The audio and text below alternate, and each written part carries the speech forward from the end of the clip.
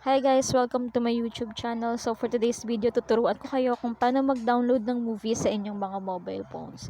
So, ang gagamitin natin na application is yung uTorrent. Alam ko naman na halos lahat kayo familiar kayo sa uTorrent. Yan. So, ang kailangan lang natin dito is malakas na internet connection. So, punta na tayo sa Play Store. I-download and install natin yung uTorrent. So, sa akin kasi, in-install ko na siya para mabilis na lang tayo. So, pag na-install nyo na siya, punta na kayo dun sa application. Yan. Click nyo tong start a search. Then, type nyo yung yst.am. Okay, yst.am, dito tayo kukuha ng mga movies, yung mga available movies na pwede nating i-download. So, bakit yst.am? Baka maguluhan kayo kasi madami dito, may mga YTS dito, pero ito kasi yung ginagamit ko. So, click nyo lang, ito yan, makikita nyo yung HTTPS, yung yst.am. So, yan na yung click nyo since nasa pinakaunahan naman na siya. Yan, click lang natin. Ayan, so ito yung mga pwede nating i-download. So, pwede ka din mag-search kung anong gusto mo. So, ito. Try natin tong Wonder Woman. So, click nyo lang. Ayan. Guys, ang pipiliin nyo dito is yung 720p Blu-ray. Kasi ito yung pinakamaganda. Pinakamalinaw. Okay, so click lang natin.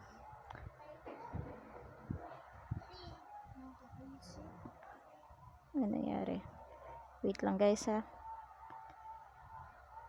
Click lang natin siya. Ayan. So, makikita mo itong download file. Ayan siya. Download lang natin yan. Yan. So, makikita mo, di ba 0% hanggang mag 100% na yan. Yan. So, nag-check na siya. Ngayon, kiklik mo to, yung may red. Click mo yung may red. Ayan. Makikita mo yung downloads. Click mo yan para dumirect siya dun sa ating torrent. So, ano, ayan na. Yan. So, open lang natin. Ay, sorry. Wait lang. Open. Ayan na siya.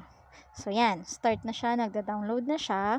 Ang maganda lang dito sa uTorrent, guys, kahit maputol yung internet connection mo, okay lang.